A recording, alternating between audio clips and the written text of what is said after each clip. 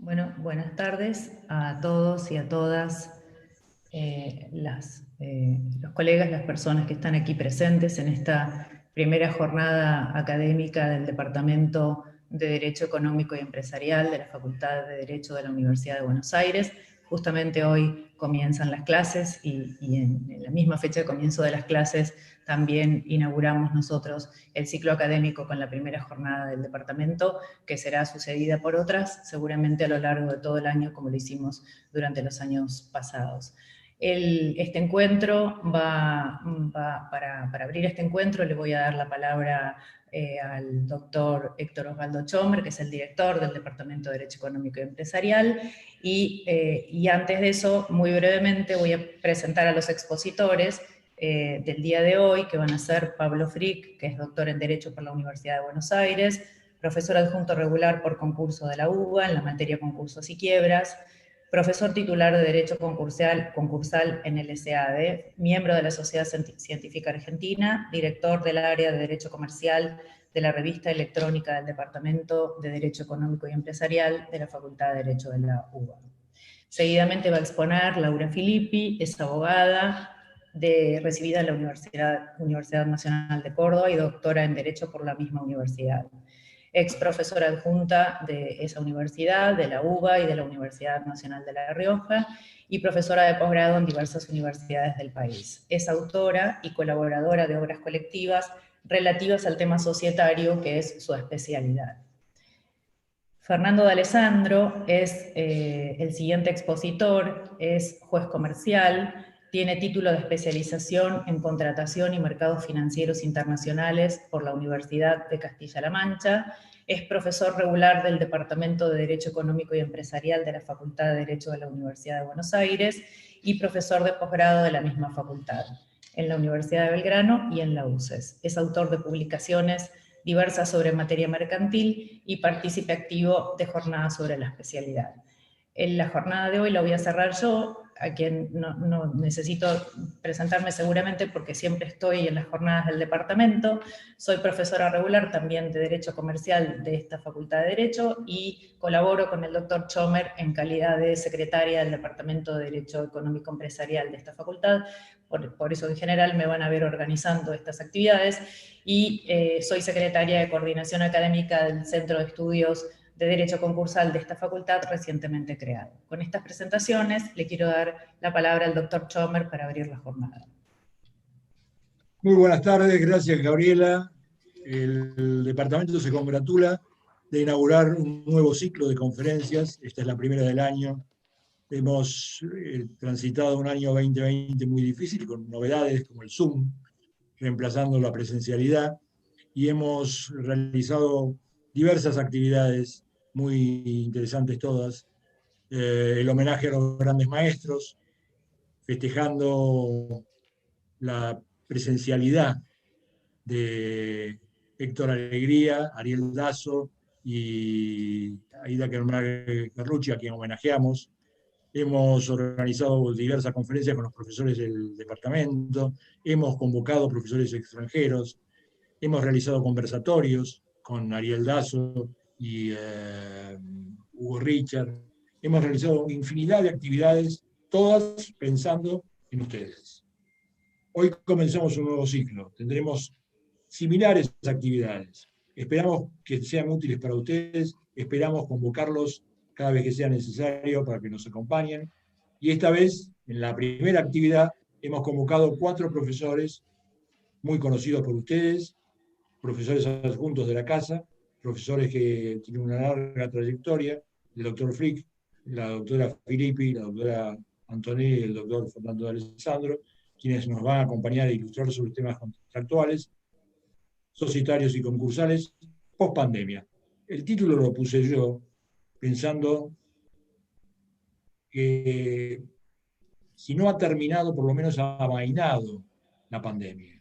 Tal vez el mejor título hubiera sido 2021 en lugar de pandemia, fin de la pandemia, post pandemia.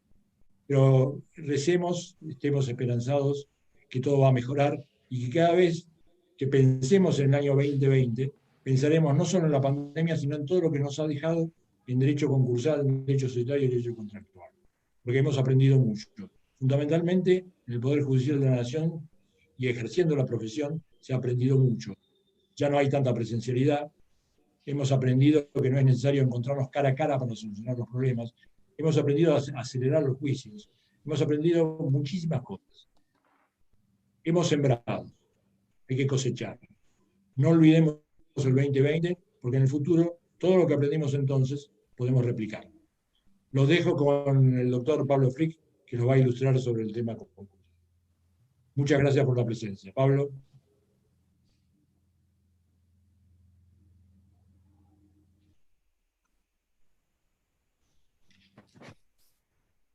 Ahí está, me ven y me escuchan, ¿no?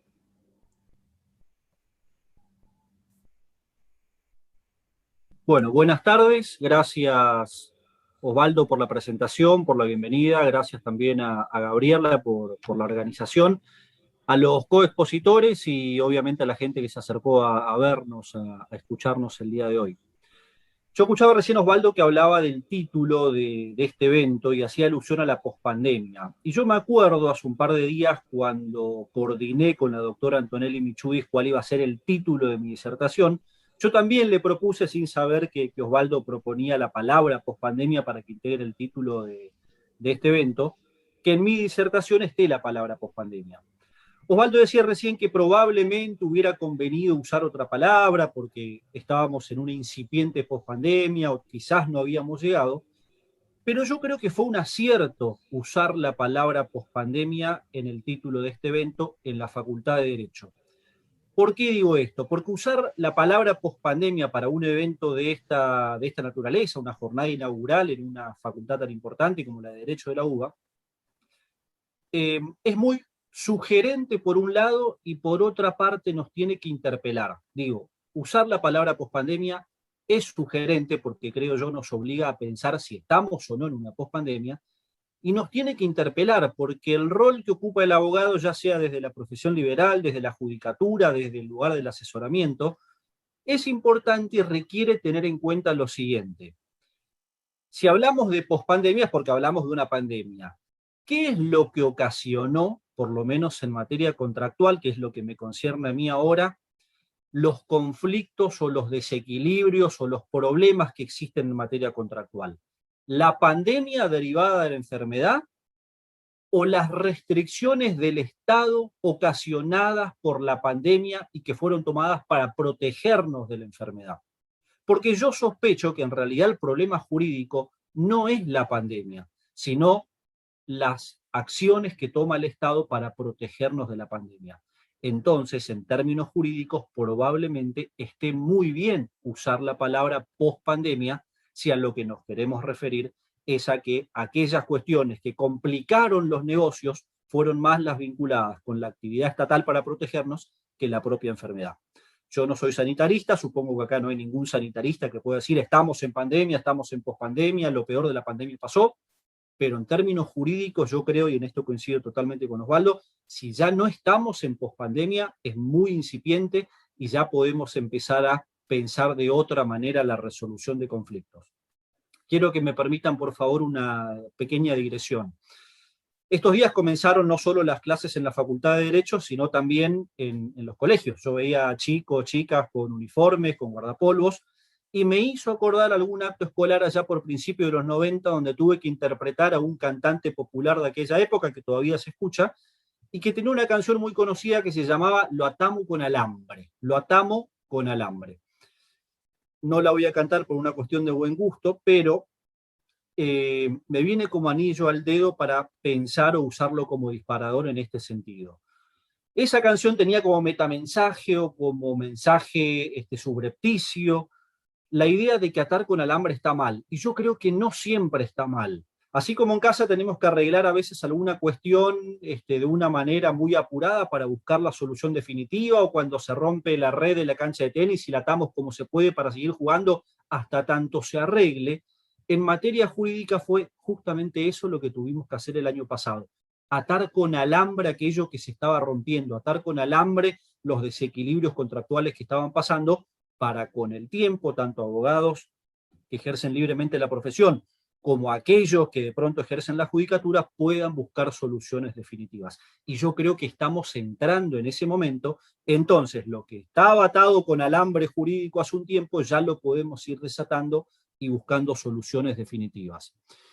Yo veía en los diarios hace un par de días atrás que la pobreza en América Latina con motivo del coronavirus es la más alta en los últimos 12 años, llegó al 34%. Entonces la reflexión que puedo sacar, o la primera conclusión que puedo sacar de eso, es que si la pobreza está aumentando, indefectiblemente la materia contractual también está cambiando. Entonces, hay varias preguntas que nos podemos hacer y ya seguro muchos de nosotros nos hicimos. ¿Cómo pago la tarjeta de crédito? ¿Cómo pago el alquiler? ¿Cómo pago a los empleados? ¿Cómo pago los servicios públicos? ¿Qué hago con aquel proveedor con el que ya tengo algún problema de pronto porque no puedo cumplir pese a que tengo voluntad? Bueno, todas estas son cuestiones que hay que resolverlas con lo que tenemos, es decir, con normas o figuras jurídicas clásicas y otras nuevas. Con esto quiero significar que cuando los abogados empezamos a acostumbrarnos a que contábamos con un nuevo Código Civil y Comercial para resolver muchas cuestiones de derecho privado, cae el COVID, cae la epidemia, cae la cuarentena, y parece que entonces cuando estábamos logrando armarnos, cae un elemento nuevo que nos desarma y tenemos que empezar nuevamente a innovar, a pensar soluciones nuevas, a diseñar nuevas estrategias, y este es un desafío muy importante y probablemente la Facultad de Derecho sea el lugar ideal para comenzar a hablar de esto. El Estado, bien o mal, compartamos o no las decisiones que tomó, adoptó muchas medidas paliativas para los conflictos contractuales que se derivaron a partir de la pandemia, de las restricciones de circulación, etc. Por ejemplo, en materia de contrato de trabajo se prohibieron los despidos, se estableció en algunos supuestos que exista una doble indemnización. En materia de locaciones, por ejemplo, se dictó la ley 27.551. En materia de actividad turística se dictó la ley 27.563. O sea que el Estado tomó medidas, en algunos casos generales, pensadas para ciertas actividades, pero obviamente hay muchas otras que quedan no desprotegidas, quedan sin una solución general, pero que pueden ser solucionadas a través de institutos que ya conocemos, de los que voy a hablar un poquito ahora, y también de institutos nuevos que están en este que es relativamente nuevo y al que estábamos ahí acostumbrándonos y bueno, ahora tenemos que casi reinterpretar. Entonces, ¿qué nos provee nuestro sistema jurídico hoy por hoy? Yo les decía, soluciones conocidas y soluciones nuevas. Entre las conocidas, les propongo analizar un poquito qué es lo que viene pasando en algunos muy poquitos casos de jurisprudencia que hay, y además en cuáles son los problemas que pueden presentarse tanto en la pandemia como en esta suerte de pospandemia a la que hacía alusión yo hoy. El primer instituto es el caso fortuito. El segundo de los clásicos del que voy a hablar es la frustración del fin del contrato, y el tercero es la imprevisión. El caso fortuito, como ustedes saben, lo que supone es una imposibilidad de cumplir. Después vamos a ver las características y cómo juegan con relación a la pandemia. Pero en el caso fortuito de la fuerza mayor hay una imposibilidad de cumplir. Cosa que no pasa en la frustración del fin del contrato, donde acá no necesariamente hay una imposibilidad de cumplir. Lo que sucede en todo caso es que se frustró la finalidad común que tenían las partes y entonces existe la posibilidad de extinguir ese contrato. Por último, tenemos a la imprevisión, donde acá, a diferencia del caso fortuito, no hay imposibilidad de cumplir. En absoluto se puede cumplir. Lo que sucede es que el equilibrio del contrato desapareció, entonces para una de las partes ese cumplimiento es excesivamente oneroso. Y por eso la ley le permite, como vamos a ver después, extinguir el contrato o pedir la readecuación de su prestación. Pero me gustaría hablar entonces un poco del caso fortuito. En el caso fortuito lo que se requiere es una imposibilidad sobrevenida de cumplimiento. Si sobreviene esta imposibilidad, como dice el artículo 955 del Código Civil y Comercial, de manera absoluta y objetiva, la parte que no puede cumplir queda eximida de responsabilidad. No obstante, la segunda parte del 955 nos aclara, dice, si la parte que incumple, porque ya no puede cumplir, fue la que incidió o la que ocasionó esa circunstancia que le impide el cumplimiento, bueno, en este caso no queda eximida de responsabilidad. Ya no puede cumplir la prestación, pero debe indemnizar los daños causados. Someramente este es el régimen del caso fortuito, pero hay algunas preguntas que deberíamos hacernos. Por ejemplo, esto que decía yo hoy, ¿qué es lo que puede ocasionar el caso fortuito o la fuerza mayor? ¿La enfermedad que ocasiona una pandemia o en todo caso la actividad que toma el Estado para protegernos? Porque yo, analizando un poquito la cuestión, encontré un caso testigo. En Chile, por ejemplo, el caso fortuito y la fuerza mayor tienen los mismos efectos, pero, como sucedía aquí hasta hace un par de años, son distintos conceptos. El caso fortuito implica un hecho de la naturaleza y la fuerza mayor un hecho humano. De hecho, en nuestra legislación, tanto el caso fortuito como la fuerza mayor pueden provenir del humano, por ejemplo, una guerra, pueden provenir de la naturaleza, por ejemplo, un terremoto, o pueden provenir del propio Estado, por ejemplo, la expropiación de un inmueble que acababa de venderse. En Chile, entonces, lo que se planteó fue, bueno, muy bien, estamos ante un eventual caso fortuito, fuerza mayor por la pandemia, pero ¿qué ocasiona este caso fortuito, esta fuerza mayor y la imposibilidad de cumplir la prestación? La actividad del Estado o la enfermedad. Porque las dos cosas seguramente van a tener una finalización distinta. De hecho, eso también sucede en la Argentina. La epidemia sigue, la pandemia sigue, la enfermedad continúa, pero las restricciones van disminuyendo día a día. Entonces, si las restricciones disminuyen, la posibilidad de cumplir los contratos aumenta y ya es más difícil invocar el caso fortuito o la fuerza mayor. En Chile quizás la diferencia o lo que más complicó las cosas es que la cuarentena obligatoria, las restricciones de circulación, se dieron por comunas a veces en una misma ciudad. O sea que ellos tienen problemas, creo yo, mucho más graves en el sentido de interpretar cuándo el incumplimiento realmente se fundamenta o no en un caso fortuito. Una cuestión entonces que deberíamos preguntarnos es, ¿el caso fortuito puede ser renunciado? ¿Yo puedo renunciar al caso fortuito? ¿Puedo, por ejemplo, si renuncio al caso fortuito, más adelante decir, yo renuncié al caso fortuito, pero no renuncié a invocar el caso fortuito por COVID, que es tanto más imprevisible que cualquier otra causal? Bueno, acá hay algunos autores que dicen, no puede renunciarse bajo ningún punto de vista al caso fortuito o a la fuerza mayor, porque esto implica renunciar a un evento que no se conoce y no se sabe cuándo va a suceder. Así que no es posible renunciar a aquello que no se conoce. Yo creo que es verdad, pero coincido con otros autores que lo que dicen es, bueno, momento, a lo que sí se puede renunciar es a invocar el caso fortuito en un juicio.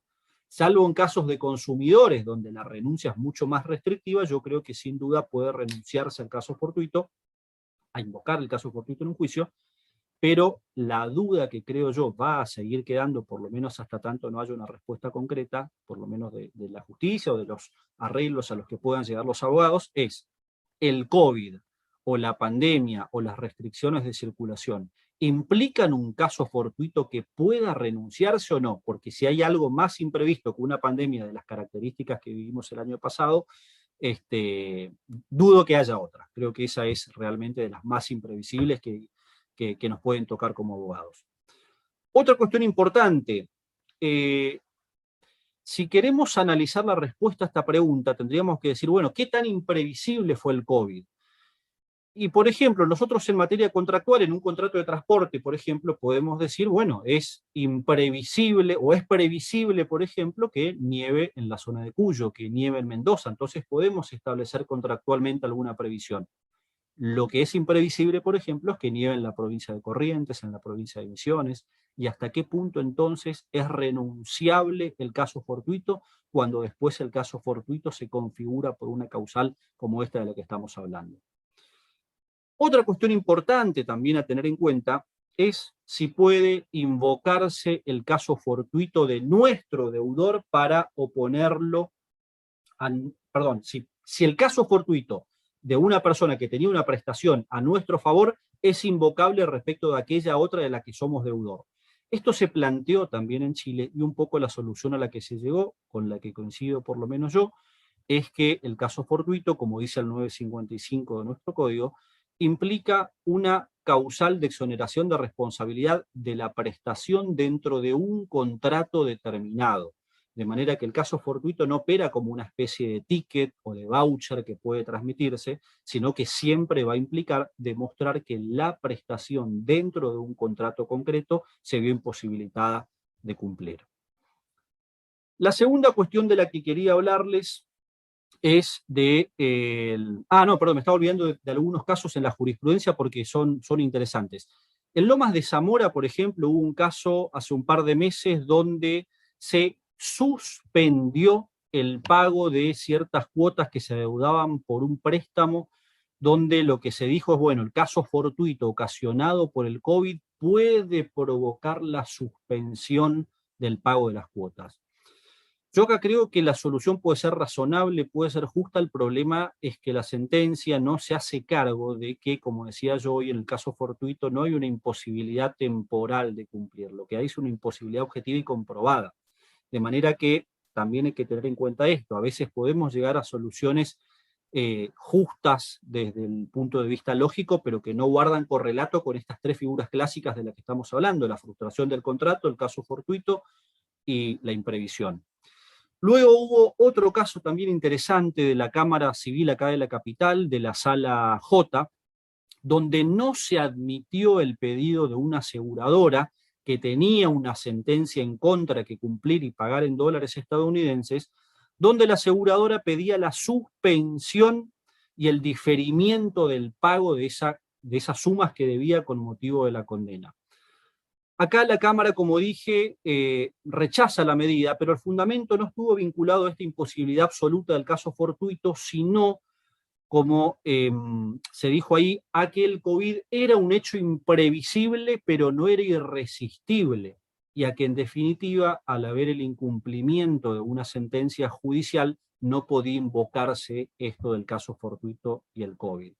O sea que yo, tanto en el pedido de la aseguradora como en la resolución judicial de la Cámara de la Cámara de Apelaciones Civil y Comercial de Lomas de Zamora, encuentro como denominador común que tanto abogados como jueces por ahí no han terminado en estos casos en particular de tener en claro qué implica el caso fortuito y cómo incide en él el COVID.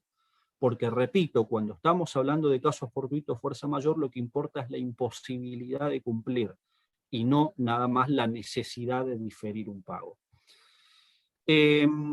Otra cuestión vinculada con esto que quería comentarles es que, bueno, en algunos países, por ejemplo en China, el Estado empezó esto el año pasado, a emitir certificados de fuerza mayor a las empresas para que éstas las puedan invocar en el marco del comercio internacional. Y esto también guarda cierta lógica, no solo porque si las empresas lograban probar ante el Estado chino que se encontraban ante una causal de fuerza mayor por el COVID, podían invocarlo en relaciones internacionales, a punto tal que la Cámara de Comercio Internacional sacó un elenco de causales que invocaban fuerza mayor, si mal no recuerdo, en marzo o abril del año pasado, diciendo que la pandemia, la epidemia o el contacto de bacterias podía implicar supuestos de fuerza mayor. Esto en cuanto a la actualidad del caso fortuito y la fuerza mayor y el COVID. Pero como les decía yo, hoy hay otros institutos, como por ejemplo la frustración del fin del contrato, que está regulada en el artículo 1090 del Código Civil y Comercial, donde lo que se exige es que la finalidad común que tuvieron las partes al contratar se extinga por causas sobrevinientes. Acá muchos de nosotros estudiamos en los libros el caso de la coronación de Eduardo VII. No voy a hablar de ese caso, pero era el alquiler del balcón. Ustedes recordarán que al final se suspende la coronación, entonces, bueno, los tribunales de Londres terminan entendiendo que se frustró el fin del contrato y no hubo derecho de resarcimiento entre las partes. Pero lo que muchos no saben es que en esa misma época se planteó el mismo conflicto con relación a una persona que lo que había contratado era un crucero, no un balcón. De manera que acá la Corte de Londres entendió que no había una finalidad común, que era el elemento distintivo de la frustración del fin. ¿Por qué? Porque el que alquilaba el crucero no lo alquiló exclusivamente para eso, sino que lo alquilaba constantemente para todo tipo de paseos, no solo para la coronación de Eduardo VII. O sea que el hecho de que exista una finalidad común es muy importante al momento de tener en cuenta si el COVID incide o no en esta causal resolutoria. Yo pensaba, por ejemplo, en la persona que había alquilado para el año pasado, para vacaciones de julio, una casa en la costa. Bueno, podía invocar la frustración del fin y bueno, habría que ver, porque tenemos que pensar que tiene que haber una finalidad común. No basta con que la finalidad se frustre para mí para invocar la frustración del fin del contrato. La frustración tiene que ser para ambas partes y esto hay que pensarlo a la hora de plantear estos casos en los tribunales o los tribunales cuando tengan que resolver. Tengo entendido que hay un caso que está tramitando, donde hay una banda que tenía que tocar el año pasado en Buenos Aires en un estadio, una banda de pop, de rock, donde el cantante tuvo un problema pulmonar porque se contagió de COVID en otro país y a raíz de eso no pudo cantar y no puede cantar hace bastante tiempo por una deficiencia de carácter indefinido que le quedó en los pulmones. Yo creo que este caso sí podría digamos, encajar de alguna manera en la figura de la frustración del fin. Porque en este supuesto sí había una finalidad común que era una persona que quería, o una banda que iba a tocar en un festival determinado, y una empresa que obviamente había contratado a esa banda para ese festival. Acá sí, creo yo, podría invocarse esta figura, y obviamente también podrían invocar a aquellos que compraron entradas la frustración del fin, si es que logran demostrar que no es posible reprogramar esto, y que de hecho no se puede si como trascendió esta persona, el cantante de la banda, tiene una afección pulmonar casi indefinida o permanente. El tercer caso, que probablemente para mí es el más interesante y el que más aristas propias de esta época presenta, es la teoría de la imprevisión. El artículo 1091 repite un poco la fórmula, no es exactamente igual, pero repite la fórmula del viejo Código Civil, y a lo que hace alusión, en definitiva, es a la excesiva onerosidad sobreviniente que puede tener una de las partes y que no le impide cumplir el contrato, que en todo caso lo que hace es que su prestación sea excesivamente onerosa y que entonces las condiciones económicas del contrato hayan variado demasiado, al punto tal que denaturalizan las prestaciones. Un ejemplo que por suerte no se dio en la Argentina porque fue uno de los casos donde hubo una respuesta estatal rápida, que insisto, nos puede gustar o no, pero fue rápida, es el de los préstamos bancarios, por ejemplo, a través del índice del UVA, quienes como yo, por ejemplo, se endeudaron en UVA y no pudieron, acá sí me separo un poco de esta situación, porque yo sí pude trabajar, pero algunos que no pudieron trabajar, pensemos en el caso de un peluquero, un odontólogo, que de pronto por las restricciones no pudo trabajar y estaba endeudado en un crédito hipotecario UVA, tranquilamente podría haber invocado la teoría de la imprevisión para demostrar o para persuadir al juez de que se encontraba ante una excesiva onerosidad sobreviniente, porque obviamente al no poder generar ingresos no está en condiciones de pagar un préstamo. No es porque no quiera pagar el préstamo, porque probablemente tenga su consultorio, su peluquería o su casa en ese lugar, pero lo que existe es una imposibilidad temporaria, como dice el propio código en el 1031, una excesiva onerosidad sobreviniente. Acá tenemos que tener en cuenta que en nuestro país hubo muchos casos de imprevisión, pero se dieron especialmente ante dos fenómenos puntuales que son distintos del actual. La teoría de la imprevisión se utilizó, por ejemplo, en materia de hiperinflación y devaluación. Los que tienen mi edad un poquito más recordarán el Rodrigazo, la hiperinflación de fines de los años 80, la tablita de Martínez de Oz de comienzo de los 80, la salida de la convertibilidad de los fines de los 90, principios del 2000. Pero ahí lo que pasaba es que lo que se afectaba era la economía del contrato. Una parte se empobrecía y la otra se enriquecía porque terminaba cobrando, por ejemplo, si hablamos de obligaciones en dólares o digamos, en una moneda extranjera con un precio mucho más alto que la expectativa que tenía. En el caso del COVID, la situación es totalmente diferente porque no se afecta a la economía del contrato. Al que se afecta es a una de las partes y la otra parte no se ve beneficiada en exceso por el cumplimiento de la parte afectada. Repito, cuando se afectaba la economía del contrato, una parte se empobrecía y la otra se enriquecía de más. En el caso del COVID, la parte que cumple se empobrece, pero la otra no se enriquece de más. Entonces, este es el mayor problema que creo yo nos plantea la teoría de la imprevisión, porque se permitiría a una de las partes de pronto que cumpla de una manera adecuada a sus reales posibilidades, o se declararía resuelto el contrato, pero ante otra parte que no se enriqueció de más, como sucedía ante otros fenómenos que se dieron en nuestro país. Pero también el código, como yo decía hoy, nos da otras herramientas que son un poquito más nuevas que estas tres de las que hablé hasta ahora. Una de esas figuras, por ejemplo, es la de los contratos de larga duración del artículo 1011 del Código Civil. El artículo 1011 del Código Civil y Comercial establece que para los contratos de larga duración, una de las partes que está en condiciones de pronto de rescindir el contrato por el incumplimiento de la otra, no lo puede rescindir, sino que tiene que negociar de buena fe, porque se supone que un contrato de larga duración tiene como elemento más importante del contrato esa duración.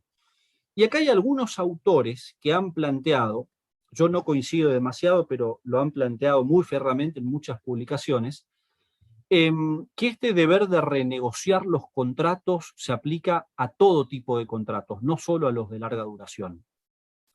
Y yo no lo comparto, compartiendo a su vez la postura de otros que entienden que esto es aplicable solo a algunos contratos y no a todos, porque en realidad, si hablamos de autonomía de la voluntad y de que el código en algunos supuestos permite la renegociación, permitir deliberadamente la renegociación extrajudicial cuando la autonomía de la voluntad no permite renegociar todo contrato de por sí en perjuicio de una de las partes que es la cumplidora, lo que debería adoptarse es la tesis de la no renegociación, salvo que las partes opten por hacerlo o que la propia ley dé esa posibilidad. Creo que hay una solución intermedia de todos modos, y es que cuando se consuma el litigio, ahí sí existe la posibilidad de renegociar, pero ya no extrajudicialmente, sino a través de dos caminos procesales muy pequeños. La posibilidad que tiene el juez de llamar en los términos del artículo 36 a una audiencia a las partes, y ahí sí proponerlas renegociar, o eventualmente en la audiencia del artículo 360. Fuera de estos supuestos, yo por lo menos entiendo que no es posible la renegociación forzada de los contratos, como algunos autores entienden que debe hacerse respecto del artículo 1011.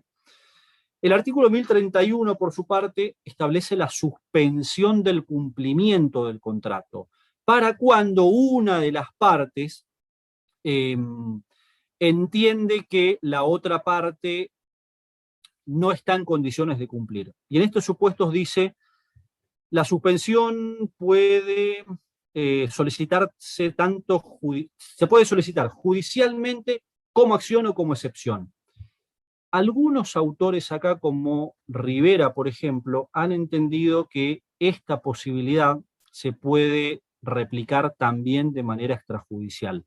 En lo personal entiendo que esta posibilidad de renegociar del artículo 1031 puede darse nada más que de manera judicial, porque es lo que dice el código expresamente, de manera que no estoy de acuerdo por lo menos con aquellos que le dan una interpretación un poco más extensiva. Y por último tenemos a los artículos 1032 y 1711 que establecen la tutela preventiva. Y acá yo creo que la cuestión es un poco más clara en cuanto a que no se aplica, por lo siguiente, porque la figura del 1711, que es la tutela preventiva del daño, lo que requiere es una antijuridicidad. Si no hay conducta antijurídica, no es posible lograr que el juez exima, por ejemplo, a una de las partes de cumplir la prestación a su cargo o de diferir ese cumplimiento. O sea que, en definitiva, un poco resumiendo la parte general de lo que pensaba hablar hoy, nos encontramos ante figuras clásicas del derecho contractual que nos pueden dar soluciones concretas, pero que a su vez son acompañadas por normas nuevas como estas de las que hablaba yo hoy, el artículo 1030, 1031, 1710, 1711. Así que bueno, un poquito el panorama general es ese. Han existido algunas resoluciones judiciales, por ejemplo, con motivo de la teoría de la imprevisión. Hace poco salió un caso también de la Cámara Civil, donde se permitió a un hospital a pagar los cánones locativos en dólares aplicando la teoría del esfuerzo compartido. Y esto se vincula un poco a lo que decía yo hoy respecto de las soluciones que se tomaron en casos donde se afectaba la economía del contrato. La teoría del esfuerzo compartido está pensada especialmente para esos supuestos, donde se afecta la economía del contrato. Entonces, la que se iba a empobrecer demasiado, la que se iba a enriquecer demasiado, se empobrecen o se enriquecen un poquito menos. Bueno, esta parecería ser la tesis que va tomando la justicia de a poco como para aplicar a casos derivados del COVID, de la pandemia, de las restricciones para circular, para supuestos contractuales. El tiempo, creo yo, va a decir un poco cuál es la solución definitiva, pero bueno, empezamos a desatar los alambres y a ir aplicando un poquito las soluciones clásicas que nos da el código, y yo creo que se puede, con buena voluntad se puede llegar a una solución concreta. Para terminar, porque ya estoy en tiempo, nada más quería contarles que, para no referirme a muchos contratos en particular, porque me voy a ir forzosamente de tiempo, creo que los casos más interesantes se dieron en el contrato de seguro y en el contrato de ahorro previo. En materia de ahorro previo, por ejemplo, tenemos una resolución que es la 14 del año 2020 y otras posteriores, la 30, las 40, las 54, que otorgaron ya oficiosamente desde el Estado la posibilidad de diferir los pagos de los ahorristas. Y esta solución es buena, y voy cerrando un poco la idea. ¿Por qué? Porque hay muchos autores que sostienen, y yo creo que eso es lo correcto, que para solucionar cuestiones contractuales, en lo posible, hay que buscar soluciones generales que vengan desde arriba, desde el Estado, como lo que sucedió, por ejemplo, en materia de créditos UVA, donde el Estado casi de oficio aplica esto de la teoría de la imprevisión y obliga a los bancos a otorgar diferimientos en el pago de las cuotas, o en el caso de las tarjetas de crédito, donde se refinanciaron en las tarjetas bancarias los saldos de tarjeta de crédito, y lo mismo sucedió en el caso del ahorro previo, donde la Inspección General de Justicia lo que permitió es que si los adherentes lo solicitaban, podían aceptar la oferta que estaba obligada a hacerle cada administradora de los planes de ahorro previo para que difieran los pagos adeudados. Y estas, me parece, son soluciones correctas. ¿Por qué? Porque si no llegamos a la excesiva judicialización que, por ejemplo, en el caso del ahorro previo, es la muestra clara de lo que no tiene que pasar. En materia de ahorro previo, están proliferando las medidas cautelares, sobre todo en primera instancia, donde hay ahorristas, hay adherentes a planes que piden suspensiones de pagos, diferimientos de pagos, congelamientos de cuotas. Como estamos en el marco de una medida cautelar, hay jueces que aceptan esas medidas cautelares, creo yo con buen criterio, buscando la justicia del caso concreto, pero casi sistemáticamente cuando estas medidas son apeladas, las cámaras de apelaciones, ya oyendo a las administradoras, terminan revocando estas medidas. Especialmente porque lo que se tiene en cuenta que lo que se afecta cuando un adherente no paga la cuota del plan de ahorro previo es el sistema en sí mismo. Entonces, un sistema pensado como un instrumento social, cosa que reconoce la IGJ en estas resoluciones de las que hablaba hoy, termina siendo contraproducente porque el sistema se encarece. Lo que suelen plantear también las empresas de ahorro previo en estos casos, y que también hay que tener en cuenta, es que en materia de medidas cautelares, como el efecto de los recursos concedidos es devolutivo, en el interín, hasta tanto la Cámara resuelva, que insisto, en su mayoría viene revocando estas medidas cautelares, tienen que cumplir con la sentencia, y esto de todos modos termina afectando al resto de los suscriptores. Un poco lo que quiero significar con esto, y ahora sí cierro, es que las medidas o las figuras clásicas que nos da nuestro ordenamiento jurídico sirven para resolver estos problemas, que las nuevas medidas que nos da el código, como las del artículo 1030, 1031, 1711, pueden ayudar, pero no son las más adecuadas, y que en definitiva, de ser posible y para ciertos contratos en particular, por ejemplo, materia de seguros, materia de contratos bancarios, materia de ahorro previo, tiene que existir una regulación general y no decisiones judiciales aisladas, porque esto puede poner en riesgo el sistema. Para finalizar, una breve reflexión. Si nosotros miramos la foto de un automóvil, cómo era hace 50 años y cómo es ahora, lo más probable es que veamos que el automóvil no es el mismo para nada. Si tomamos un teléfono y vemos cómo era hace 50 años en alguna foto vieja y cómo son los teléfonos hoy, vamos a ver que son totalmente diferentes. Si miramos un aula universitaria como era hace 50 años y vemos un aula universitaria como es hoy, probablemente nos dé escalofríos porque vamos a ver que las aulas son iguales. La pregunta entonces que me hago es, tuvo que llegar la pandemia para que nos demos cuenta que a veces es necesario masificar la virtualidad para llegar a donde antes no llegábamos. Bueno, probablemente sí.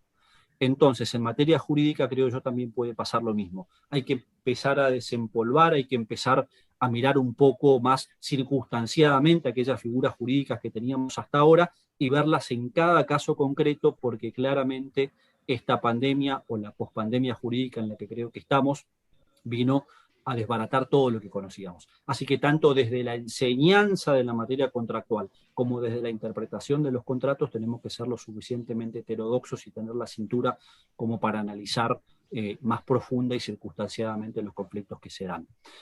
Este es un panorama entonces más o menos general, apretado y apurado que puedo darles de la materia contractual, y los dejo entonces con la doctora Laura Filippi, que les va a hablar de la actualidad, pero ahora desde el ámbito societario. Laura, muchas gracias. Muchas gracias, Pablo. Bueno, antes que nada, buenas tardes a todos. Quisiera agradecer al director del Departamento de Derecho Económico y Empresarial, el doctor Osvaldo Chomer, por la invitación cursada a través de Gabriela Antonelli Michudis, para participar de esta jornada en mi segunda casa, que me acogió cuando llegué a Buenos Aires hace más de 20 años. A modo de introducción, el título de esta charla tuvo como intención acercarnos a la reacción que el derecho, puntualmente en el derecho societario y en nuestro país, ha tenido frente a la pandemia. Una pandemia, no sé si post-pandemia, una pandemia que impactó y aún hoy sigue impactando, no solo en los ámbitos jurídicos, sino principalmente en los ámbitos humanitarios y sanitarios, impacto respecto del cual, entiendo yo por lo menos, nadie estaba ni siquiera personalmente preparado.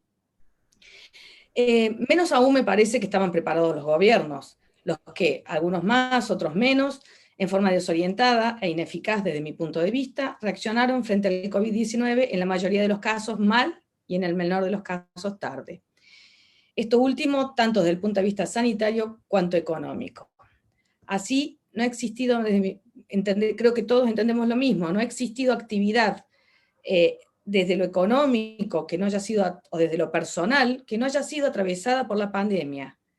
Y más cercana a nuestra realidad, las consecuencias del ASPO, como decía Pablo, sí, las consecuencias del dictado del aislamiento,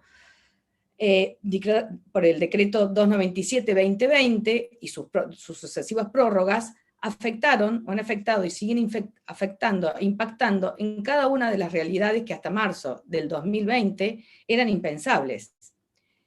Frente a esta situación extrema, la realidad empresaria, y más concreta la societaria, entendiendo a esta última como la estructura jurídica que da soporte a la empresa, se vio primero paralizada absolutamente. No se podía realizar ningún acto, ni siquiera los más esenciales o los más básicos. Esto fue cediendo después de los primeros meses del aislamiento preventivo del ASPO, y conforme a, o dependiendo de las actividades, si estas eran esenciales o no esenciales, empezó a acomodarse a la nueva realidad. Lo cierto es que más allá de la tremenda crisis económica que trajo y sigue trayendo la pandemia, y gracias a las mismas, algunas disposiciones de la normativa societaria que hubieran tardado años en modificarse, fueron inminentes y necesarias de un día para otro.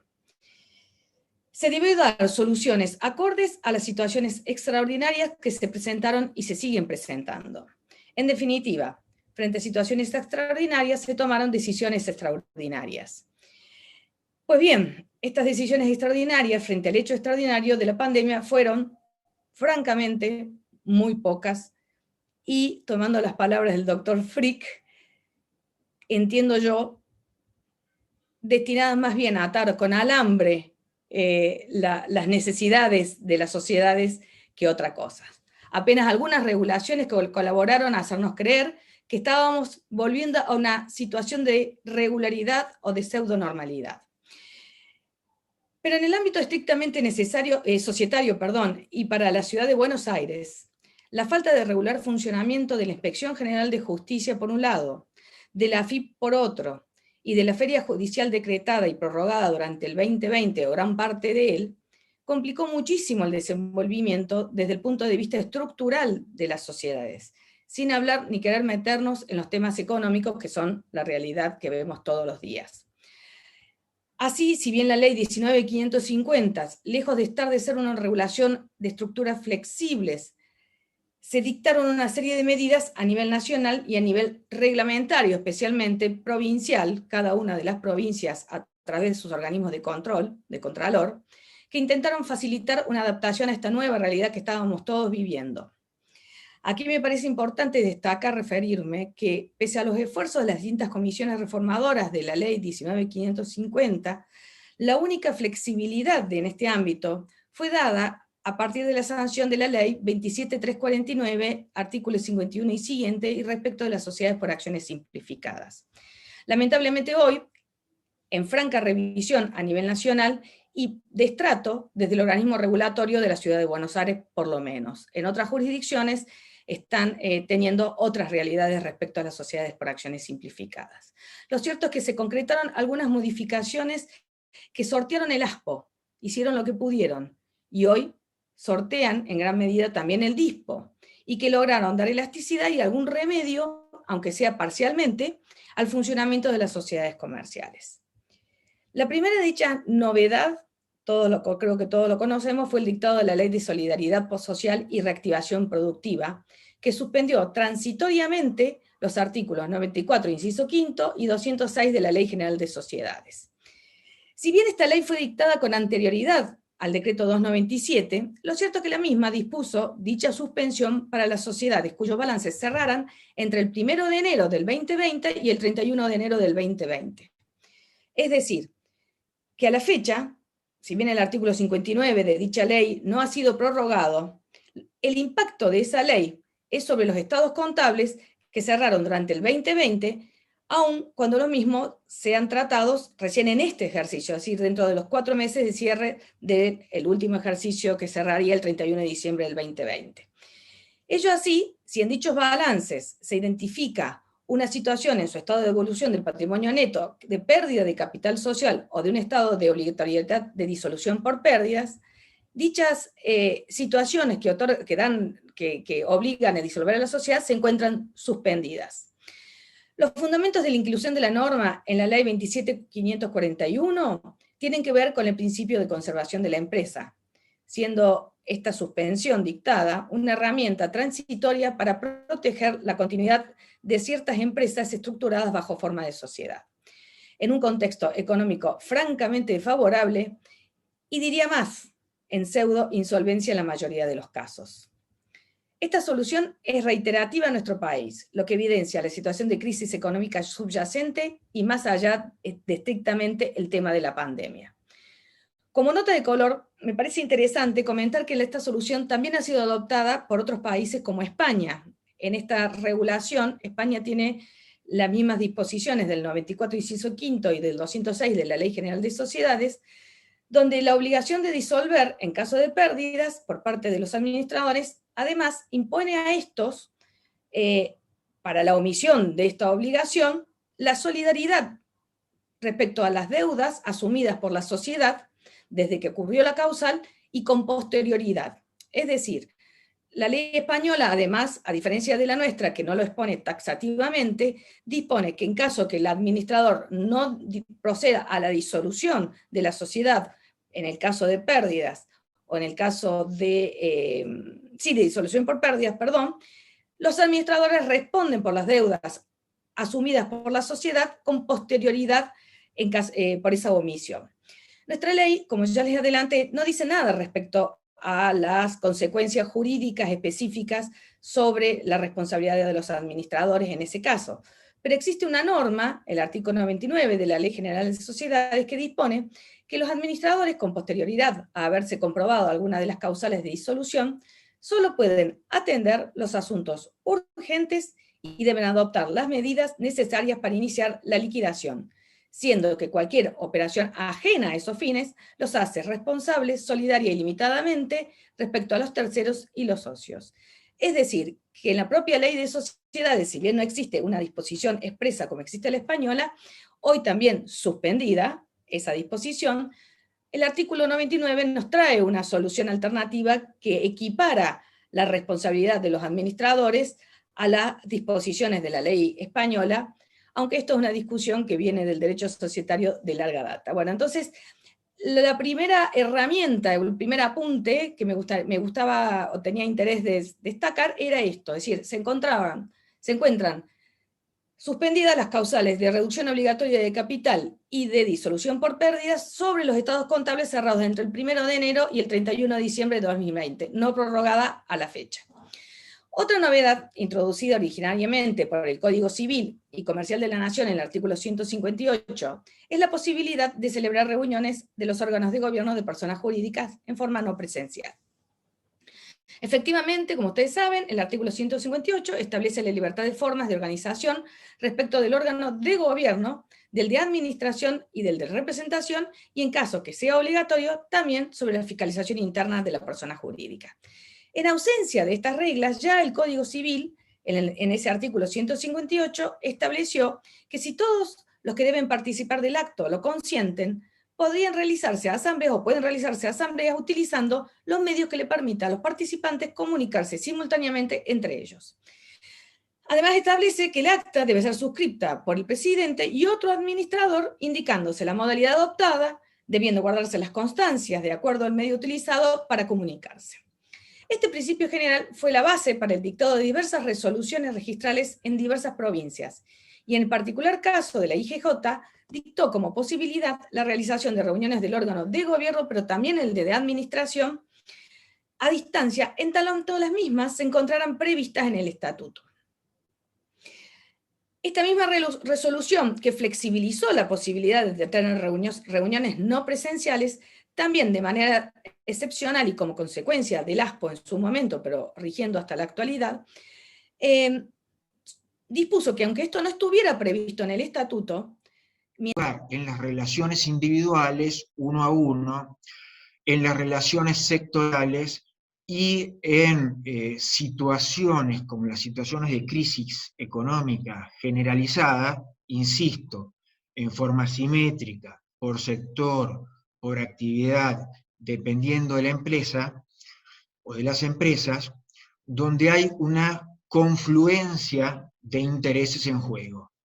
Esto no es propio de la pandemia, ¿sí? Que el derecho concursal se enfrenta a intereses en tensión, convergentes, divergentes y muchas veces antitéticos, es inherente a el derecho de crisis. Sin ir más lejos, me resultó bastante gráfico, ¿sí?, acudir al artículo 61 de la vieja ley 19.551, que ofrecía o que imponía a los jueces una perspectiva a partir de la cual homologar los acuerdos preventivos. El artículo 61 señalaba que el juez tenía que ponderar la finalidad del concurso, no definida e imposible de definir, el interés general, lo mismo, la conservación de la empresa, a qué costo, bajo qué condiciones, qué empresa, la empresa viable, la protección del crédito con conservación de la empresa, evidente tensión en el mismo inciso del artículo 61, la posibilidad de cumplimiento del acuerdo, el merecimiento de la solución concursal, la suficiencia de la contabilidad y la documentación para reconstruir la situación patrimonial del deudor.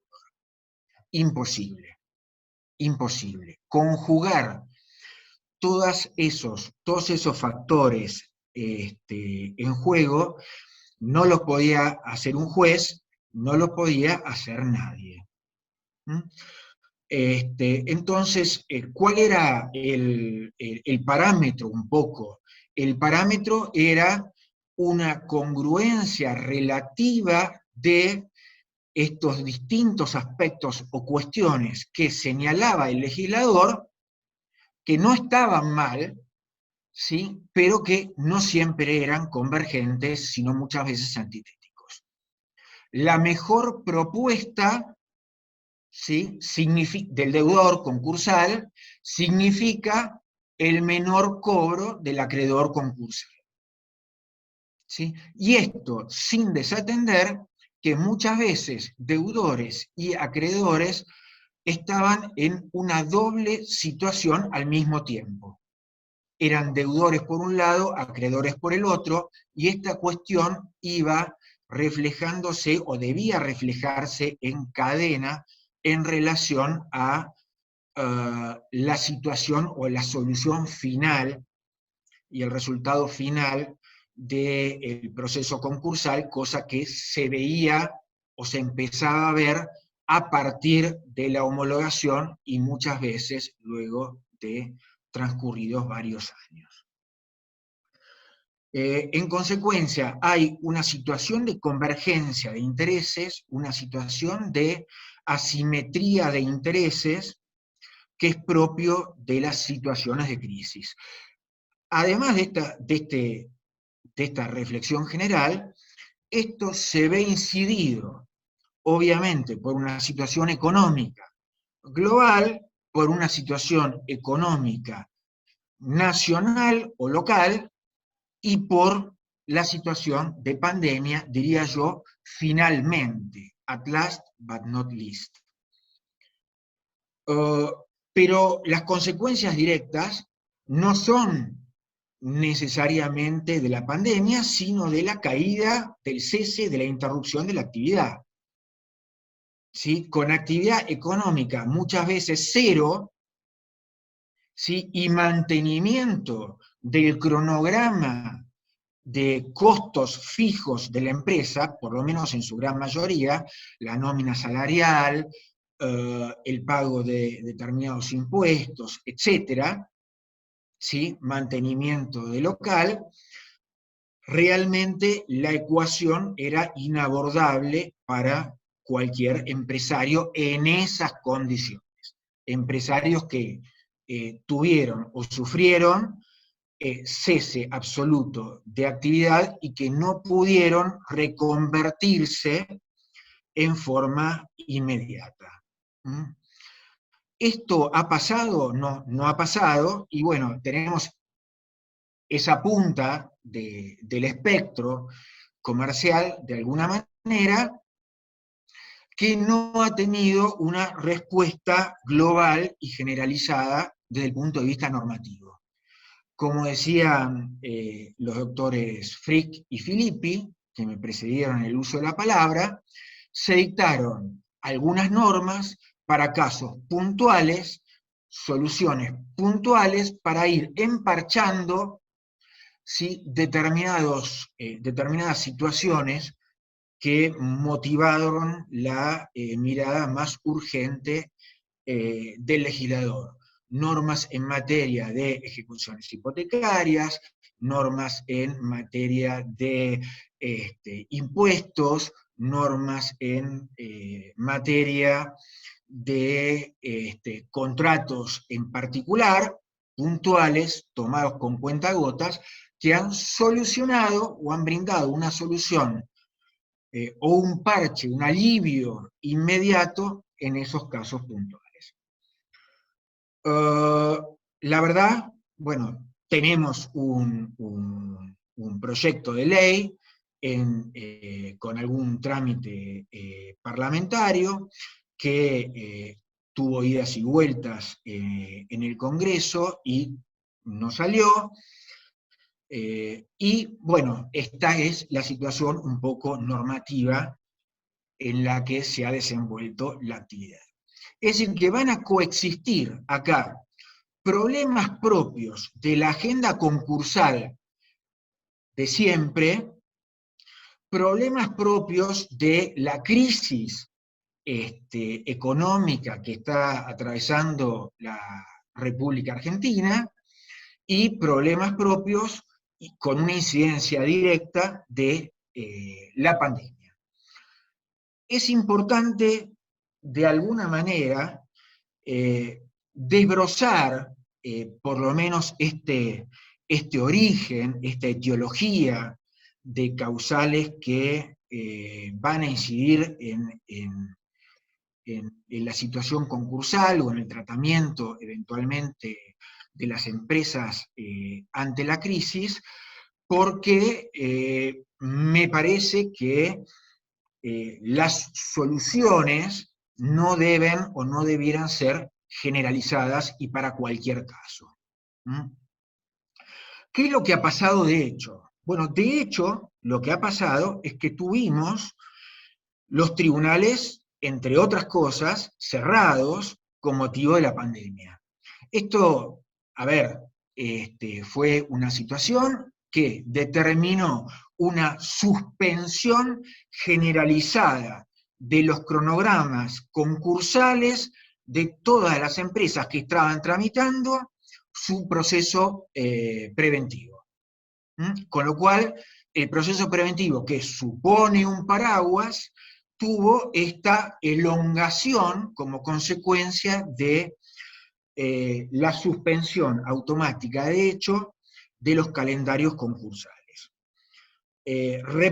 Reprogramación mediante, bueno, esto ha generado mayores plazos y ha sido algún alivio para las empresas que estaban en esa situación.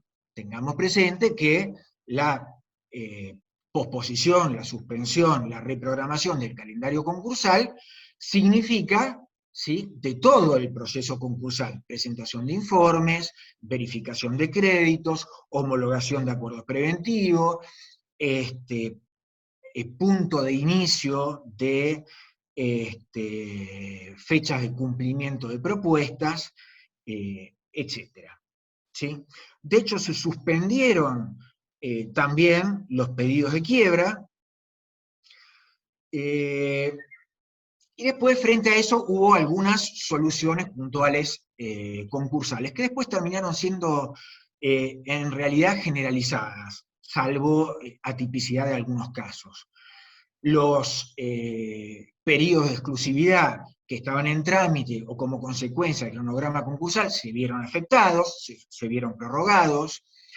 Creo que hubo en general una mirada desde la jurisdicción mucho más benevolente con la posibilidad de acordar prórrogas a esos periodos de exclusividad, y esto permitió una situación, de hecho, que para mí es relativamente palpable, que es que se fomentó un marco de renegociación individual de contratos y relaciones jurídicas existentes, de empresas en concurso y de empresas que no llegaron nunca a presentarse a concurso. La pregunta es, frente a esta catástrofe económica que tuvimos y cuyos efectos no están consolidados y todavía van a ir apareciendo y vamos a ir viendo, ¿por qué no hubo esta avalancha de presentaciones concursales que todos en principio estábamos esperando? Porque me parece que la jurisdicción o el proceso concursal no ofrece respuestas adecuadas para esta situación, por lo menos en tiempo de crisis. ¿Sí? O por lo menos no ha sido una opción evitada en muchos casos por los empresarios y los distintos actores en la situación. Tampoco hay proliferación de los pedidos de quiebra. Sabemos que hay interrupción, suspensión de cadena de pagos, sabemos que hay carpetas de documentos y facturas para cobrar en las empresas, pero la gente ha levantado el teléfono, ¿sí?, y ha empezado a tratar de renegociar por afuera, yo creo, porque el proceso concursal no tenía las alternativas, la flexibilidad la posibilidad de ofrecer una respuesta en tiempo breve, en tiempo adecuado para las necesidades de la gente. Otro tema son los costos del proceso concursal y la formalidad del proceso concursal, que de hecho se vio interrumpida por la suspensión de la actividad tribunalicia. ¿Sí?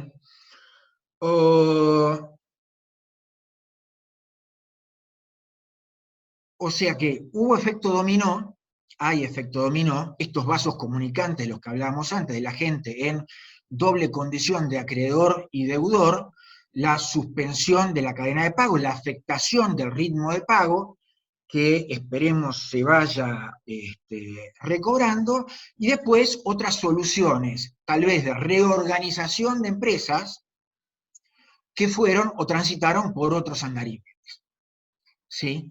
Empresas que han tratado de liquidar activos ociosos, activos que eran productivos pero que como consecuencia de la pandemia empezaron a ser ociosos, reducciones, reestructuraciones a partir de la no presencialidad, de un cambio en las modalidades de trabajo, de un cambio drástico, no propio solamente de la pandemia, de las modalidades de comercialización de bienes y servicios en el mercado, que han, insisto, buscado, me parece, vasos más propicios para encontrar alguna solución. De todos modos, yo no descarto, ¿sí?, que esto, el día de mañana digo mañana, derive en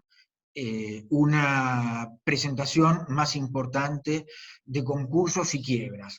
Pero la interrupción de la actividad ha generado, o la suspensión de la actividad ha generado, por la imposibilidad de respuesta a la necesidad de habilitar feria, etcétera, etcétera, etcétera, ha promovido esta renegociación desde lo particular. Cosas para repensar de la agenda concursal de antes y de ahora, o a partir de la crisis pandémica. Tema, renegociación de los acuerdos homologados, tema que venimos discutiendo hace años, posibilidad de renegociación de los acuerdos homologados, acuerdos que tuvieron homologación prepandemia, ¿sí?, que eventualmente puedan ser modificados bajo algún régimen. Mayorías, unanimidad. Hoy, la verdad, la ley no permite esta alternativa. Sentencia de homologación, cosa juzgada.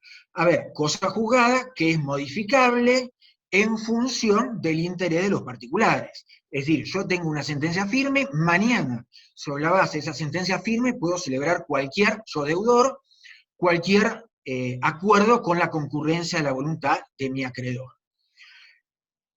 La cuestión acá es la posibilidad de imponer por mayoría y en forma generalizada a los acreedores beneficiarios de esa sentencia con efectos de cosa juzgada una posible renegociación del acuerdo.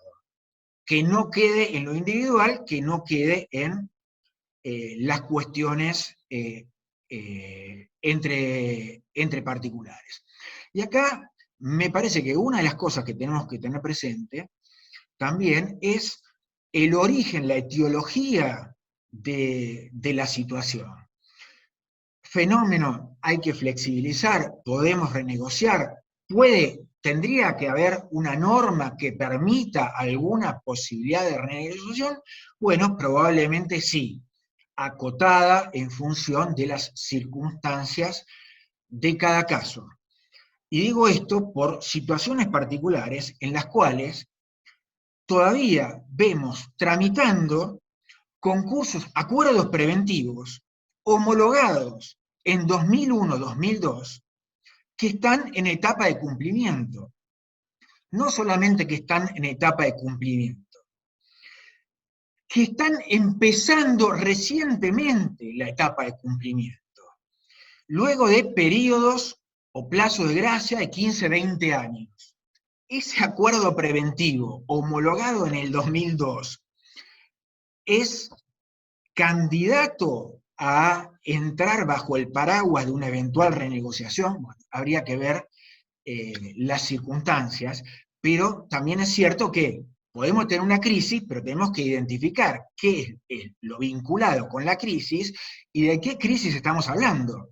De la crisis 2019, de la crisis 2008, de la crisis 2001, para ver un poquito qué alternativas podemos ofrecer en este sentido. Acá lo veo al profesor Juan Anich conectado, le mando un saludo, y bueno, tengo que recurrir a él para la agenda concursal, para temas presentes de la agenda concursal, y señalar, como él bien decía, bueno, procesos más flexibilizados, abreviados, menores costos, menor incidencia de la jurisdicción reservada para aquellos casos conflictivos, por ejemplo, en la determinación del pasivo, etcétera. Puede ser. Nosotros en la jurisdicción todavía, y esto es casi diría yo un sesgo profesional, vemos con mucho recelo, ¿sí?, el periodo de determinación, y le prestamos mucha atención al periodo de determinación de los pasivos, al periodo verificatorio, y somos muchas veces celosos en demasía en este sentido para tratar de evitar o aventar situaciones de colusión, de fraude, etcétera, que no siempre están. Tercera cuestión de la agenda concursal, bueno, el financiamiento. El financiamiento, sí, que sería lógico que lo pueda acometer en algunos casos el Estado, sí, pero bueno, señores, los recursos del Estado no son ilimitados. Los recursos del Estado no pueden ser generalizados. Siempre quedarán reservados para algún aspecto de la cuestión que ataña más fehacientemente al interés público de alguna actividad, de algún sector, como pueden ser las aerolíneas o alguna empresa de ese tipo, que han recibido ayudas importantes del Estado. El pago de la masa salarial, las ayudas para el pago de la masa salarial, siempre teniendo presente que la conservación, el prisma fue la conservación de la fuente del trabajo, en primer lugar, y de la mano venía el interés de los empresarios, ¿no?, para actividades futuras. A ver, la renegociación de los créditos incorporados al concurso, un tema que muchas veces también es mirado con muchísimo recelo. ¿Sí? En Estados Unidos, alguien está afectado por una situación concursal y tiene una nómina de gente a la cual poder acudir para refinanciar pasivos concursales. Acá esta situación es poco menos que excepcional. Y cuando aparece alguna posibilidad de financiación, ¿sí?, existe la sospecha de que esa cesión tiene un manto de irregularidad. Bueno, habrá que ver, habrá que un poco sincerar la situación, ver de tener normas adecuadas que permitan evitar la compra de créditos por el propio concursado, la recompra de créditos por el propio concursado para conseguir las mayorías necesarias que establece la ley, pero debiéramos buscar o debiera favorecerse una posibilidad de renegociación de créditos, un mercado secundario de créditos verificados en concurso preventivo, de lo cual estamos francamente muy lejos acá en la República Argentina. Dentro de los procesos abreviados, bueno, pensar procesos abreviados que no sean universales, ¿sí? Que no tengan que comprometer al 100% de los acreedores, porque la situación no es idéntica para los acreedores del giro ordinario, a los que les debo proveedores, les debo facturas de menos de 50.000 pesos, que para los acreedores institucionales o los acreedores bancarios que vienen fondeando a la empresa. En el proceso concursal tenemos la posibilidad de categorización, tenemos la posibilidad, pero el proceso concursal nos mete adentro a todos los acreedores, a los que tienen problemas, a los que no tienen problemas y a los que no debieran tenerlos. Y bueno, y después dos situaciones más, una que tenemos y que esperamos que se solucione, y una que tenemos y creemos que es una incorporación muy, muy favorable. Todavía en Capital Federal no tenemos habilitada la liquidación de activos de quiebra. Por un tema que no es ni de la ley de concursos, que no es ni de los tribunales, que es la oficina de subastas en Capital Federal, no tiene un protocolo para la realización de subastas. Entonces está fuertemente restringida, casi al 0%, la liquidación de activos de quiebras. Entonces, la verdad que tenemos bienes destinados a ser liquidados, muchas veces con perjuicio por obsolescencia, muchas veces con perjuicio por disminución de los valores de liquidación y por el incremento de los gastos de conservación, que no son prontamente realizables. Y esto afecta, ¿sí?, la cadena de cobros y el flujo de fondos que pueden tener las personas jurídicas y humanas involucradas en el concurso. Y hablamos de concurso como mecanismo general, teniendo presente que abarcamos los procesos liquidativos, y los procesos liquidativos en esta jurisdicción están fuertemente restringidos por esa situación. Volviendo o empalmando con algún tema que había dicho antes, ¿sí? ¿Por qué no a la solución concursal? Y porque muchos, y esto hay que asumirlo, es una realidad que asumir, muchos empresarios directamente han bajado la persiana. Han bajado la persiana y hubo un cese de actividad, ya no solamente físico, sino una no intención de recontinuar la actividad a futuro sin una respuesta necesariamente jurídica. Entonces tenemos negocios cerrados sujetos a una situación que va a desembocar en una eventual renegociación, en eventuales pedidos de quiebra, que, insisto, vemos los negocios cerrados, pero todavía no hemos visto acá, por lo menos, la proliferación de los pedidos de quiebra. Bueno, la respuesta de la jurisdicción ha sido, de algún modo, en la medida de lo posible, flexibilizar. Los jueces no somos legisladores y los jueces no somos magos. Entonces hay cosas que realmente no podemos abordar.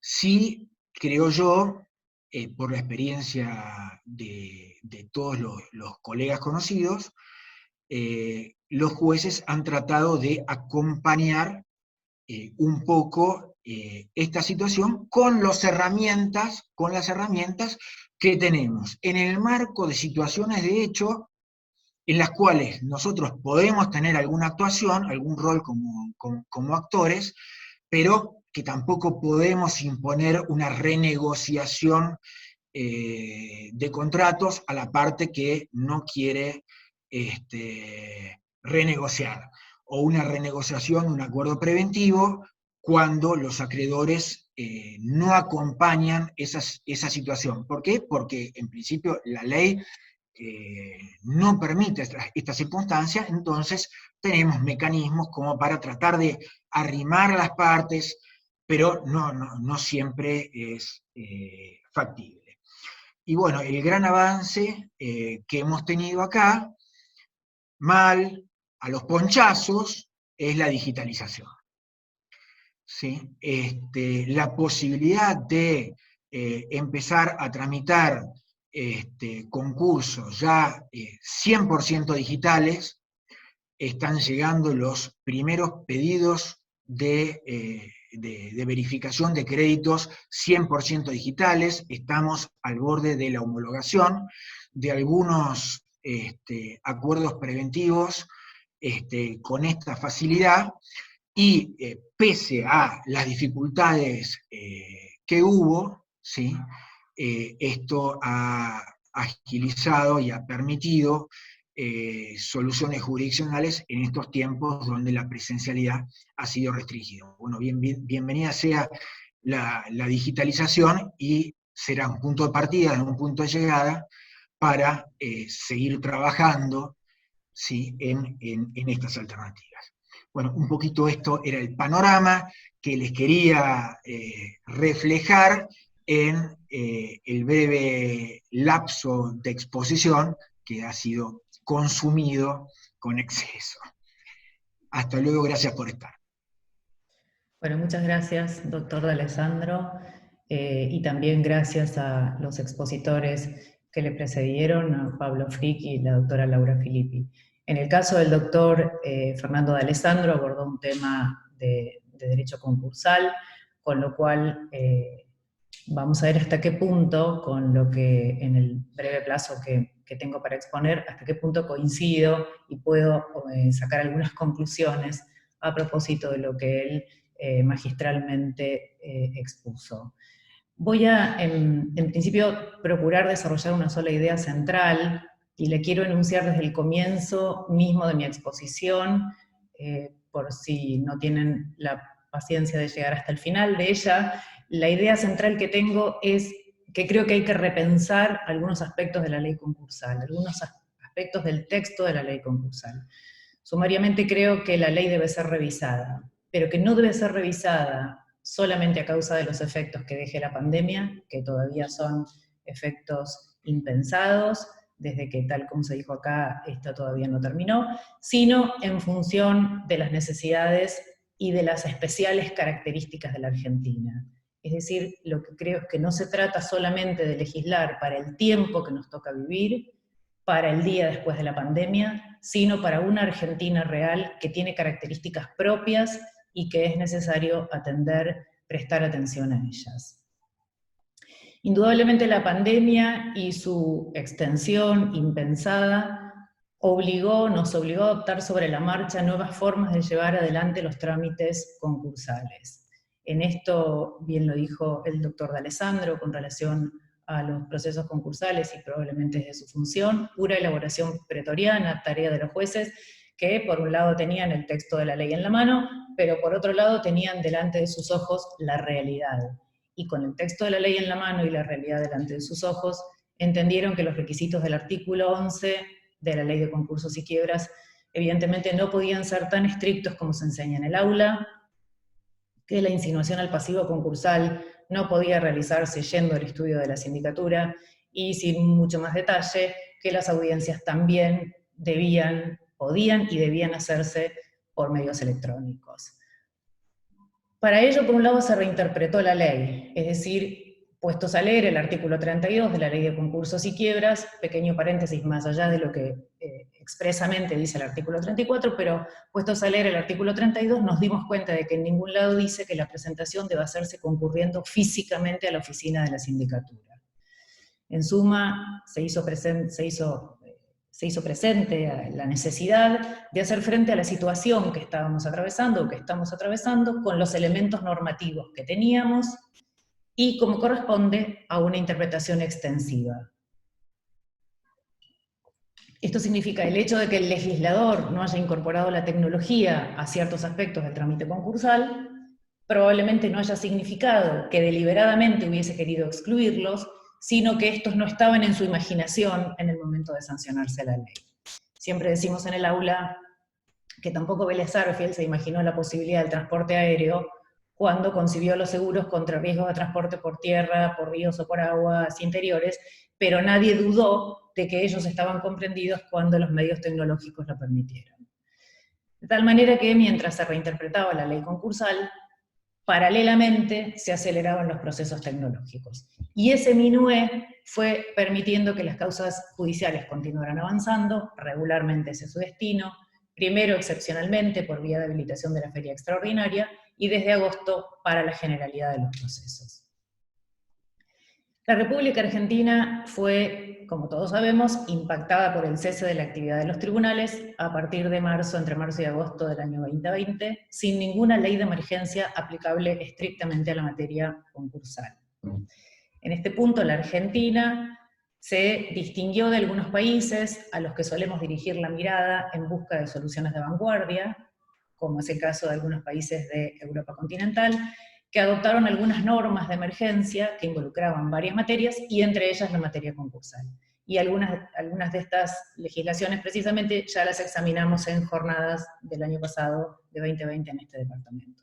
Entre esas normas, el caso alemán, al que me referí en otra exposición el año pasado, contempla la dispensa de la obligación de ponerse prontamente al amparo de la ley concursal, que pesa sobre el empresariado o sobre el empresario, el representante legal de la entidad, a muy poco de detectada la situación de insolvencia.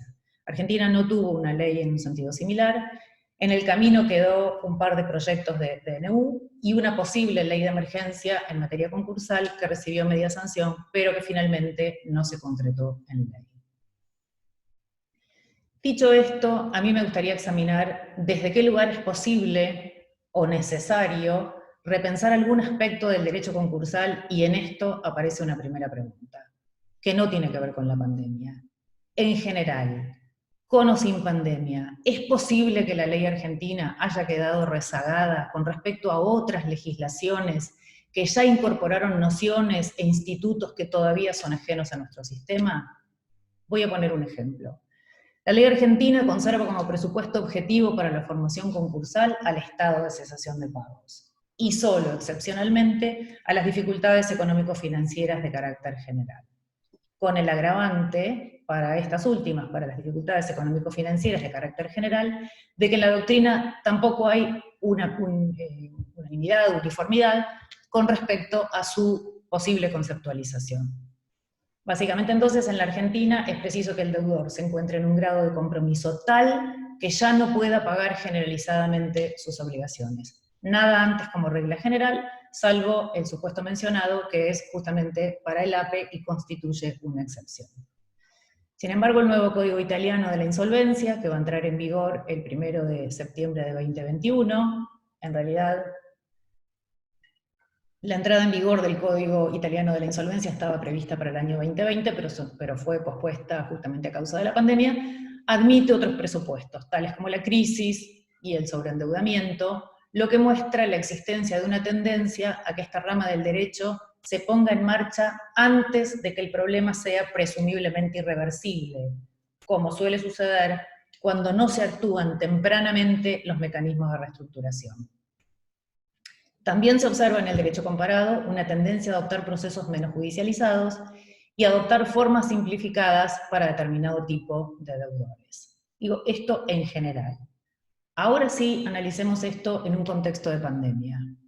Y me lleva a dos interrogantes. Por un lado, pensar si las leyes concursales en general, no solamente la ley argentina, podrán satisfacer las necesidades de esta nueva realidad post-pandemia. Y desde otro punto de vista más local, me lleva a preguntarme o a preguntarnos si la Argentina puede conformarse con replicar institutos del derecho comparado para dar solución a sus crisis de solvencia, o si, en cambio, necesita soluciones propias para una realidad que es también propia. Con respecto al primer interrogante, si el mundo post-pandemia será otro, como suponemos todos, si la duración de la pandemia se prolongará temporalmente tanto como para habernos acostumbrado a la distancia procesal, a la virtualidad, al uso de la tecnología, tal vez no sea necesario y tal vez no sea ni siquiera deseable volver atrás. Y en este contexto, las viejas fórmulas presenciales serían absolutamente impensables, las que demandaban el cumplimiento de requisitos formales sofisticados y exhaustivos para acceder al concurso preventivo, instancias de concurrencia para insinuarse al pasivo, observar pedidos de verificación o celebrar audiencias informativas. Es cierto que, con respecto a esto, el doctor D'Alessandro también ya se expidió, y buena parte del análisis que yo estoy haciendo un poco reproduce lo que él dijo. En suma, quiero decir que probablemente el derecho concursal deba encaminarse hacia una formalidad atenuada, y dentro de ella a la simplificación y a la estandarización de procedimientos mediante el empleo de tecnología, en un proceso que se beneficie de la experiencia adquirida durante la pandemia en materia de recursos tecnológicos y que propicie la adopción de instancias de sustanciación en un formato digital. Puede resultar polémico esto a la hora de ver de qué manera queda asegurada la transparencia del procedimiento. Con respecto a lo segundo, además de estas cuestiones a las que podemos llamar cuestiones formales o de procedimiento, es necesario, considero, que una posible reforma legislativa tenga que responder a la realidad y al perfil del empresariado argentino. Es decir, es necesario que se legisle para las formas empresariales y para los deudores que la Argentina tiene. Y aquí aparece uno de los problemas sustanciales acerca de los cuales venimos debatiendo y con el que nos enfrentamos en la Argentina, que tiene que ver con una cierta tendencia a legislar intuitivamente. Para eso me gustaría compartir algunos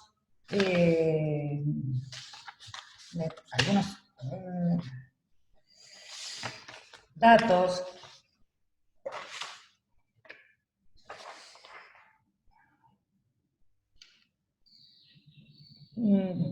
provenientes de un informe preparado por el Banco Mundial en el año 2020 sobre el desarrollo territorial en la Argentina, en el que se propone la adopción de políticas diferenciadas para reducir disparidades y potenciar el crecimiento económico. El estudio parte de la base que la propia Constitución de la Argentina dice, tiende a proveer al crecimiento armónico de la nación y al poblamiento de su territorio y promover políticas diferenciadas que tiendan a equilibrar el desigual desarrollo relativo de las provincias y regiones. Veamos entonces qué resultó de ese estudio, realizado, como dije, por el Banco Mundial. En primer lugar, que las brechas en el nivel de vida de las distintas provincias son realmente considerables. Que además concluyó que si bien la tasa de pobreza cayó, y en esto también proveo datos que transcribí, que si bien la tasa de pobreza cayó entre los años 2002 y 2017 en las regiones del noroeste y del noreste, las tasas de pobreza se estancaron en un 25,4% y en un 33,2% respectivamente, de acuerdo con el censo del año 2010. Que aunque el acceso al agua y la educación primaria mejoró, el noroeste argentino sigue rezagado en términos de acceso al saneamiento, servicios básicos, educación secundaria y resultados relacionados con el desarrollo humano, con una brecha realmente muy significativa entre el norte y el resto del país. En el caso del saneamiento, solamente el 18% de la población tiene acceso a una cloaca en la provincia de Misiones, en el noreste argentino, mientras Chaco y Formosa la cifra es apenas menor al 35%. Y también señaló el informe que algunas localidades de las provincias del norte, que en algunas localidades de las provincias del norte, más del 35% de los hogares tienen necesidades insatisfechas. Y que los dos municipios con peor desempeño se encuentran en Formosa y Salta, donde el 68% y el 49% de los hogares, respectivamente, tienen necesidades básicas insatisfechas. Y en suma, que las brechas del desarrollo territorial son enormes. Un segundo problema que remarca este mismo informe, de lo cual también venimos hablando desde hace un tiempo, es que la Argentina carece de plataformas de información confiable de acceso público. No es que la información no exista, simplemente esta no está disponible, fácilmente accesible. Y la información debe estar disponible, actualizada periódicamente, para permitir alinear las decisiones a las necesidades reales de los ciudadanos y de las empresas, también del legislador. También señala el informe que dadas las diferencias en el nivel de vida, se requiere de relaciones diferenciadas con las provincias, en lugar de procurar soluciones únicas para todas las provincias. Sentado ello, y en lo que interesa a esta exposición, el mismo trabajo sobre el cual hice pie para esta charla, hace referencia a que existe en la Argentina una fuerte concentración regional. Esto es tendencia realmente similar en todo el mundo, pero la diferencia entre Argentina y otros países desarrollados del mundo es que aquí la concentración territorial no vino acompañada de una mejora en las condiciones de vida del resto del país, porque hay una mala conectividad regional que impide que las áreas más débiles se beneficien como para diseminar hacia ellas una calidad de vida elevada en todo el territorio. Es hora de ir al punto y preguntarnos qué tipo de empresas tiene nuestro país. Y el mismo estudio que sirve de guía a esta exposición señala que una de las principales debilidades de la Argentina es que carece de escala, y al referirse a eso, y hacer referencia a la elevada concentración de personas y actividades económicas, también alude a una baja densidad empresarial, y a un tamaño de empresas que sigue siendo pequeño, con microempresas que con el tiempo no evolucionaron a unas empresas de tamaño más grande. En relación con la concentración, vamos a ver que Argentina, imitando la tendencia internacional hacia la concentración, alberga en la provincia de Buenos Aires el 40% de la población y contribuye con 1/3 del PBI. Pero por otro lado, la densidad empresarial de la Argentina es de 2 a 4 veces más baja que la de Chile y la de Brasil. Argentina posee solo 13 empresas cada 1000 habitantes, mientras que Chile y Brasil poseen 48 y 25 empresas cada 1000 habitantes respectivamente. Esta falta de escala a la que hago referencia se observa también en la preponderancia de microempresas. Fíjense cómo he intentado, por lo menos, ir desarrollando esto para llegar a una conclusión. La preponderancia de microempresas. Por ejemplo, entre los años 2008 y 2015, el 40% de las microempresas cerró, y de las que sobrevivieron,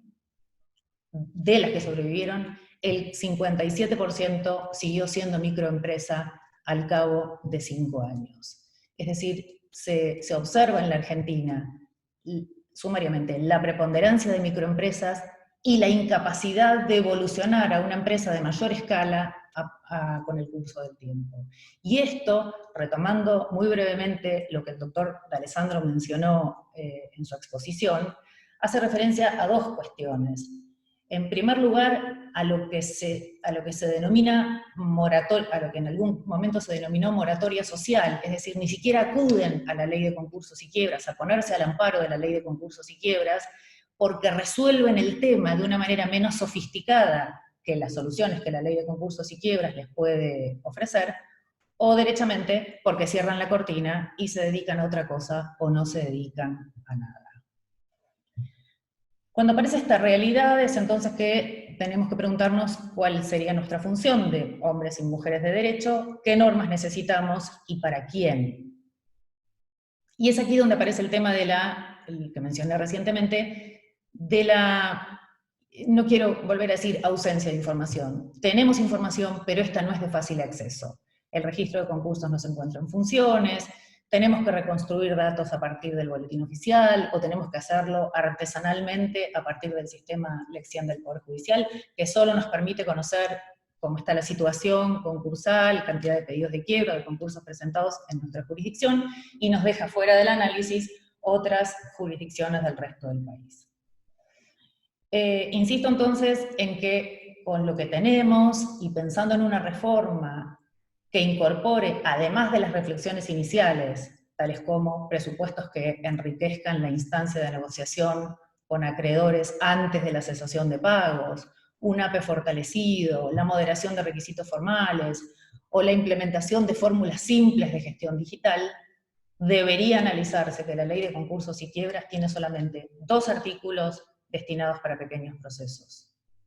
El resto, todo el resto del texto legal, con sus luces y sombras, seguramente no ha podido, no habría podido o no ha podido contribuir a animar la reestructuración de pasivos a ese 40% de microempresas que cerró entre los años 2008 y 2015, ni a las que sobrevivieron en tales dimensiones en los años siguientes. En esta materia, para cerrar, quiero hacer una referencia a que entre los días 11 y 14 de mayo del año 2020 tuvo lugar el 57º periodo de sesiones de la Comisión de las Naciones Unidas para el Derecho Mercantil Internacional, y ahí el Grupo 5 de trabajo, precisamente sobre insolvencia, presentó una versión revisada sobre un régimen simplificado de insolvencia. Obviamente son recomendaciones y dejan en manos de cada Estado encargado de la elaboración de políticas legislar internamente sobre el tema en particular. Pero en esa ocasión las recomendaciones fueron: promover una rápida salida del sistema de pequeñas empresas inviables. Escuché decir a alguien, dejemos que las empresas quiebren libremente. Es decir, las que son inviables tienen que salir rápidamente del mercado. Pero al mismo tiempo, la más pronta reestructuración de las que sean viables, mediante estos procedimientos simplificados. Remediar el desinterés de los participantes en estos procesos, establecer un régimen de sanciones para evitar el uso abusivo, solventar inquietudes relacionadas con el estigma de la insolvencia. ¿Quiénes son sus destinatarios en este proyecto, en este grupo de recomendaciones? Son precisamente los empresarios individuales, las microempresas o las pequeñas empresas con o sin personalidad jurídica independiente. Y aquí, porque es momento de hacerlo, para cerrar, algunas de las características propuestas, solamente a modo de título, porque un análisis exhaustivo de este proyecto y de estas recomendaciones de UNCITRAL se excedería las posibilidades de mi exposición. Se recomienda que los plazos sean muy breves, que se concedan motivos muy estrictos para su prórroga, para la prórroga de estos plazos, que las formalidades sean absolutamente simplificadas, bueno, naturalmente que el deudor siga al frente del negocio. Se acepta la aprobación tácita de la propuesta que el deudor haga a los acreedores. Se acepta el ingreso a la instancia de reestructuración por pedido del deudor o por pedido de algún acreedor.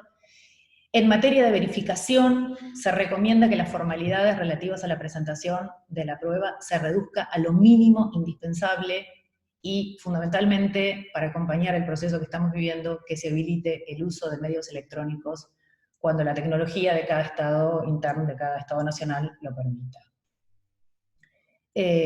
Por último, dentro del enorme texto que por supuesto no vamos a poder abordar, quiero destacar que estas recomendaciones proponen considerar la posibilidad de establecer mecanismos para proporcionar señales de alerta temprana y que aquellas que se encuentren en dificultades, económico-financieras, y aumentar, y esto también es una clave, hay que enseñarle al empresario a aumentar los conocimientos empresariales y financieros de los administradores y de los propietarios relacionados con la gestión.